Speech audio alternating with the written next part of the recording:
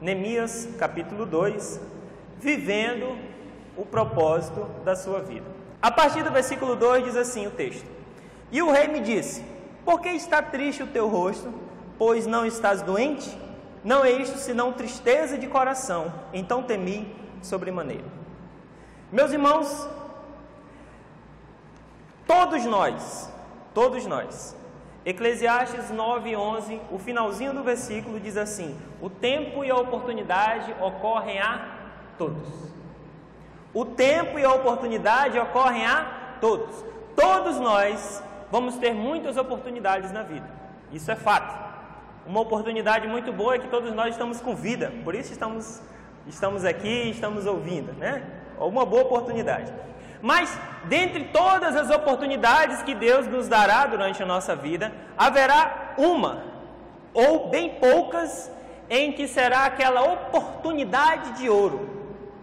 Você já viu falar naquele cavalo selado que passa uma vez na vida da pessoa? Aquela oportunidade que, se você montar nesse cavalo selado, entenda o cavalo selado, por favor, se você montar nesse cavalo selado, a sua vida muda. A sua história é totalmente outra. A oportunidade que aparece, muitas vezes uma vez na vida, em que aquele que faz ela vive muito feliz porque conseguiu viver na oportunidade que se mostrou a ele. Mas aquele que a perde, passa a vida todinha lamentando, dizendo assim: puxa vida, rapaz, eu devia ter entrado naquela oportunidade que me apareceu, mas eu não fiz. Já vi muitas pessoas frustradas. Ah, não, eu devia ter casado era com fulano. Ah, não, eu devia ter feito uma casa no lugar fulano de tal. Ah, não, eu devia era ter feito esse negócio, aquele negócio, ou não ter entrado nesse negócio, naquele, enfim. Há muitas e muitas coisas em que pode ser a oportunidade de ouro da pessoa e muitas pessoas perdem essa oportunidade. O que aconteceu com Neemias, irmãos, é que foi que depois de toda a preparação espiritual, que ele orou e jejuou durante algum tempo, para pedir misericórdia de Deus, ele se apresenta diante do rei, e o rei, no versículo 2, o rei é um homem sábio, um homem entendido, o rei percebe que tem alguma coisa errada, e fala para ele: por que está triste o teu rosto? Não está doente, não é isso senão tristeza de coração. Então temi sobremaneira. Lembra que semana passada eu falei o seguinte: o rei, a palavra do rei é lei. Então se o rei dissesse assim: por que você está desse jeito? E ele dissesse assim: ah, rei, eu perdi o gosto de ser teu copeiro. O rei podia falar para ele: então eu perdi o gosto de ter você como meu copeiro. Soldado, pega e pode cortar a cabeça e joga fora, arruma outro copeiro para mim. O rei tinha poder, ele podia falar, e uma palavra que o rei dissesse podia acabar com a vida de Neemias, podia acabar com a história toda. Acabava a história aqui. Então ele temeu sobremaneira, e aí ele, no versículo 3, diz assim: então disse ao rei: viva o rei para sempre. Como não estaria triste o meu rosto, estando a cidade, o lugar do sepulcro dos meus pais assoladas, e tendo sido consumidas suas portas a fogo? Neemias utiliza, irmão, de sabedoria. Porque quando a oportunidade de ouro se apresentar diante de nós, se não tiver sabedoria, joga fora. Se não tiver sabedoria, joga fora. Então ele fala dessa forma, e é interessante você lendo depois o livro de Neemias, aqueles que vão se opor à obra mais na frente, e se nós tivermos a oportunidade vamos estudar isso, aqueles que se opõem à obra diz diferente de Jerusalém, diz: olha, era uma cidade que fazia rebeldia contra os reis que a dominavam, era uma cidade de rebelião, que causava problemas. Eles dizem isso. E o rei justamente manda parar uma obra que estava sendo feita lá depois. Então, quando ele vai se apresentar diante do rei, ele usa de sabedoria. A oportunidade se apresentou, mas ele usou de sabedoria. Irmãos, muitas vezes essa oportunidade de ouro, esse cavalo selado, ele passa uma vez na vida. É uma vez. Se você pegar, glória a Deus. Se você não pegar, já era, filho. Já era. Acabou. Passou, não tem como pegar mais. Você pode lamentar o resto da sua vida, mas não pega mais. Então passa uma vez correndo. Se você der teu jeito e conseguir pegar, beleza. O que aconteceu com ele aqui, irmãos, foi que primeiro ele teve sabedoria. Aí o rei disse assim: e o rei me disse: o que me pedes agora? Então orei ao Deus dos céus. Irmãos, a oportunidade foi passada para Neemias. A oportunidade, o rei falou: o que você me pede? Pode pedir. Eu estou te dando a oportunidade de você pedir. Você pode pedir o que você quiser. Eu estou te dando a oportunidade. O que você está querendo? O rei sabia que ele queria alguma coisa. O que você quer? Irmãos, aqui tem uma coisa maravilhosa. Eu sou adepto de uma oração específica. Sabe? Você quer orar por uma casa, por exemplo. Ah, Senhor, eu quero uma casa. Uma casa. Senhor, me dá uma casa, me dá uma casa, me dá uma casa, me dá uma casa, me dá uma casa. Aí Deus te abençoa com a casa. Um cômodo, um quartinho, uma sala, um banheiro. Aí você entra para dentro da casa, bem baixinha, quente, terrível. Aí você entra para dentro da casa e começa a reclamar da casa. Ai, mas eu não queria uma casa assim. Ué, você não pediu uma casa? Deus te deu uma casa. Você está reclamando da casa por quê? Eu sou adepto de você pedir detalhado. E eu já até li um livro de um camarada que ele foi orar por uma esposa. E aí o que ele pediu? Ele pediu 32 qualidades numa mulher. Falou: Senhor, eu quero uma esposa, mas eu quero uma esposa assim, assim, assim, assim. 32 qualidades. Eu não sei nem citar quais foram as qualidades. Mas na hora que ele viu uma mulher e ele começou a perceber que ela tinha todas essas qualidades, ele falou: é essa. Essa daí, minha bênção. Essa daí que eu vou casar com ela. E casou com ela. Ela tinha tudo aquilo que ele estava pedindo para Deus. Você fala assim: ah, eu quero uma casa. Deus te dá uma casa, bem pequenininha. Você não tem do que reclamar. Você pediu uma casa? Ah, Senhor, eu quero uma casa, mas eu quero uma casa de 3 quartos, sala, cozinha, eu quero garagem, eu quero toda murada, eu quero num lugar que não tenha assalto, não tenha problema. Você não especificou, Deus te deu. Não é? Então, eu sou adepto de você orar, enquanto mais específico você orar, melhor é para você identificar quando a bênção chegar. Se você não orar específico, ah, eu quero uma esposa, eu quero um esposo, eu quero uma esposa, eu quero um esposo, as pessoas orando, eu quero. Como que você quer? Você não diz se é uma pessoa espiritual, se é uma pessoa que tem compromisso com Deus, se é uma pessoa, como é que é as qualidades emocionais dessa pessoa, se é uma pessoa legal, se é uma pessoa chata, se é uma pessoa birrenta, se é uma pessoa bacana, se é uma pessoa cri-cri. Você não especificou nada. Aí Deus te dá uma pessoa, pega. Tu está orando por uma pessoa, qualquer um serve, né? Está orando por qualquer um. Aí chega e a pessoa, rapaz, não sei o quê. Ô, meu irmão, você não orou? Você especificou o que você queria? Não especificou. E algum tempo atrás, mais ou menos alguns anos atrás, eu fui orar.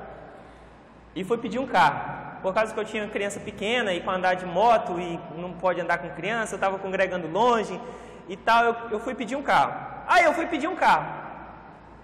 Eu fui pedir um carro e pedi: Senhor, eu quero um carro, mas eu quero um carro 4 portas, porque fica horrível você com 2 portas colocar a criança atrás. Eu quero um carro 4 portas, eu quero um carro, se o Senhor me permitir, com ar, porque você andar com criança com janela aberta pegando poeira é complicado. Eu quero um carro com ar, se o Senhor me permitir, eu também quero alarme, que eu acho bonitinho você sair do carro e fazer olha que lindo. Eu ficava olhando quem tinha carro e fazia assim, né? Falava: rapaz, que legal, né? Deus permitiu, eu quero ter um negócio desse. Então, Senhor, eu quero um carro 4 portas, com alarme, com ar, que não me dê problema, porque meu pai já teve um monte de carro velho, e os carros do meu pai eram assim: ele andava hoje, amanhã ele quebrava, e depois ele andava de novo, depois ele quebrava de novo, e o carro vivia mais na oficina do que em casa, e a gente pensava que ia para algum canto, o carro não ia, porque quebrava, enfim. Eu passei minha adolescência todinha vendo meu pai fazer negócio com carro, e só carro velho que dava problema e tal. Então eu orei tudinho. Foi lá em casa um homem, estava orando por um carro, foi lá em casa, um vizinho do meu pai falou assim para o meu pai: você quer comprar um carro?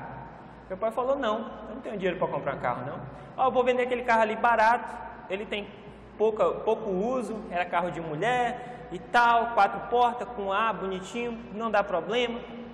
Aí meu pai falou para mim, a gente juntou um dinheirinho lá, deu certinho, a gente pagou o carro à vista, pela graça de Deus, comprou o carro. Tem um carro há 3 anos, nunca me deu problema, parece um carro mais novo pela idade dele. É o carro 4 portas, o ar funciona, olha que benção, a trava também.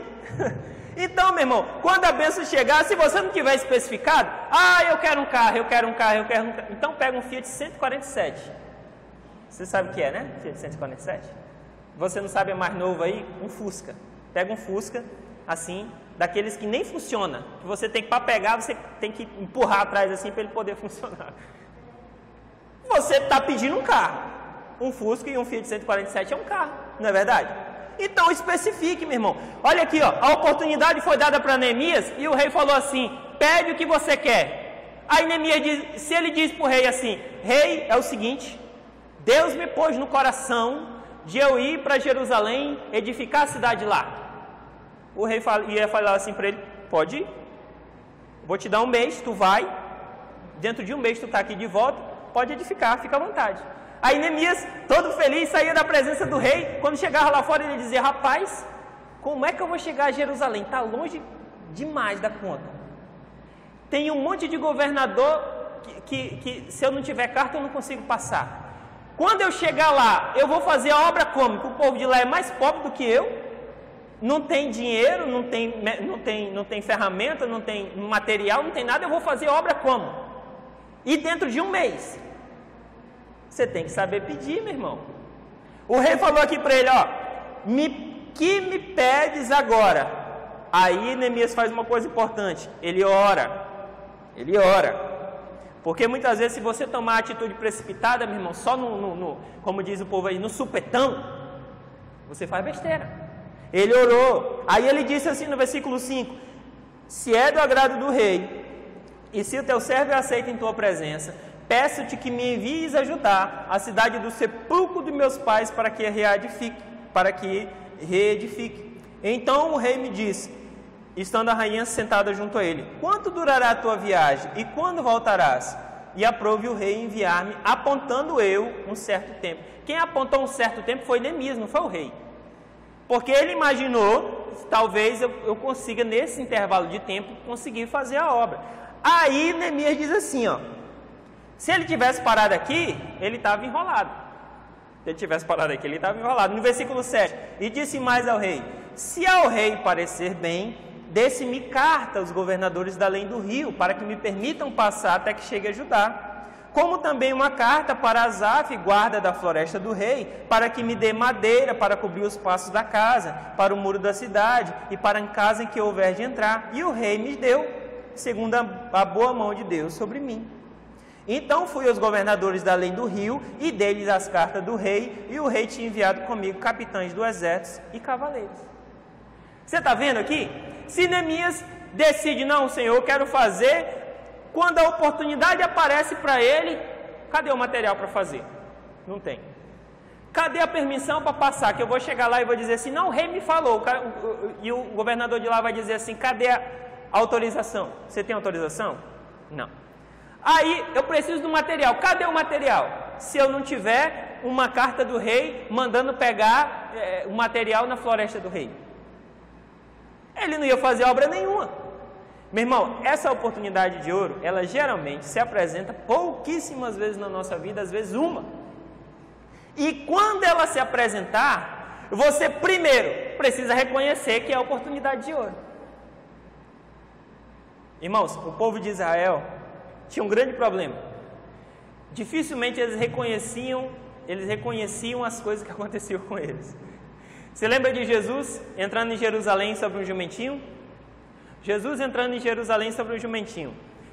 Quando um rei, naquela época, ia entrar numa cidade, ele entrava sobre uma mula, um jumento. Ele entrava sobre um animal desse. Não entrava de cavalo, com espada na mão, ele entrava numa mula. Isso era a prática de um rei entrar numa cidade, dominando a cidade e tudo mais. O que acontece foi que Jesus entrou em Jerusalém, e o povo da cidade, pouquíssimas pessoas reconheceram que ele era o Senhor, o Salvador, o Cristo enviado por Deus. E poucas pessoas estavam lá colocando ramos e jogando suas capas e adorando a ele. Enquanto que muitos outros estavam virando o nariz e não reconheciam. E Jesus faz uma oração nesse mesmo contexto que eu estou falando aqui para os irmãos, dizendo, ó Jerusalém, se você reconhecesse o que está te acontecendo agora, se você reconhecesse que o Cristo, o Senhor, que vocês tanto esperam, a oportunidade de conhecer o Cristo, o Salvador, está aqui agora, o Cristo Salvador está aqui agora, mas vocês simplesmente não reconhecem. Você está entendendo? A oportunidade maravilhosa que eles esperaram há tanto tempo estava ali agora, mas eles não reconheciam. Irmão, se a gente não conseguir reconhecer, não adianta nada. Muitas vezes tem muitas pessoas frustradas, sabe por quê? Porque a oportunidade de ouro passou, a pessoa não reconheceu que era oportunidade. Depois que ela passou, anos depois a pessoa fala assim: rapaz, eu me lembro, se eu tivesse feito aquilo, agora já foi, a oportunidade já passou. E aí, quando a oportunidade se apresentar, primeiro a gente precisa identificar, depois saber utilizar a oportunidade. Saber utilizar a oportunidade. Se Neemias não utiliza a oportunidade, ele não tinha feito obra nenhuma. Versículo 10. Diz assim: o que ouvindo Sambalate, Horonita, e Tobias, o servo amonita, lhes desagradou extremamente que alguém viesse procurar o bem dos filhos de Israel. Muito bem. Quando Neemias chega lá e alguém ouve dizer que ele vem fazer alguma coisa por Jerusalém, alguma coisa como estava tudo arrebentado, queimado, destroçado, alguém que quisesse o bem de Jerusalém, começou a desagradar o Sambalate e o Tobias. Começou a desagradar algumas pessoas. Sabe por quê, meu irmão? Porque deixa eu te falar um negócio bem aqui. Quem começa a realizar os seus sonhos, começa a desagradar os frustrados. Aquele que nunca realizou o seu sonho, então é aquela pessoa que se incomoda por você estar bem. É aquela pessoa que se incomoda com a bênção de Deus na sua vida. É aquela pessoa que não tem uma palavra boa para te dar. Irmão, eu tenho uma coisa comigo, como está lá em Tiago capítulo 3, versículo 1, ou versículo 10. Da mesma boca procede bênção e maldição. Meus irmãos, não convém que isso seja assim. Se alguém chega... Você já viu aquela pessoa que você chega para ela e você vai contar um objetivo seu, um plano, alguma coisa que você queira fazer. Você chega para a pessoa e fala assim: rapaz, queria muito comprar um carro novo. Ao invés de a pessoa trazer uma palavra de bênção para a sua vida, a pessoa diz assim: tu já viu o valor do IPVA? Tu sabia que para trocar os 4 pneus, tu sabia quanto é que custa? Você sabia que de 3 em 3 meses você tem que levar lá para fazer a revisão e tem que uma grana lá? Tu sabia disso? Tu sabia que se bater e tu não tiver seguro, tu se arrebenta? Então, a pessoa, em vez de dizer assim: ô meu irmão, vai lá, compra lá, tu consegue pagar parcela? Que Deus te abençoe, vai lá, seja feliz, né? Realize teu sonho. A pessoa quer, o camarada quer comprar um carro. Não, a pessoa chega com uma palavra ruim. A pessoa vai fazer uma casa. Eu fui fazer uma casa um tempo desse. Aí eu chegava, eu falava para poucas pessoas, pouquíssimas. Ainda para as pouquíssimas que eu falava, eu ouvia: você não gastou nada, tu vai gastar aí agora no acabamento. Pai, você não viu nada. Levantar? Não, levantar é tranquilo. Mas para o acabamento, tu vai ver o que é dinheiro. E eu fui fazendo devagarzinho, e consegui terminar pela graça de Deus. Entendeu? Então é aquela pessoa, irmão, que não tem uma palavra de bênção. A pessoa chega assim e fala: rapaz, eu estou aqui querendo fazer uma faculdade. Aí a pessoa diz assim: começar todo mundo começa, mas terminar é que é o difícil. Começa 60 alunos numa sala, termina com 10, 5. Aí a pessoa: poxa, é mesmo? Sem falar na mensalidade, todo mês, rapaz, vence rápido demais. E a pessoa: é mesmo? Então não vou fazer mais não. Irmão, eu tomei uma decisão comigo, de se eu não tiver uma palavra de bênção para dizer para a pessoa, eu não digo nada.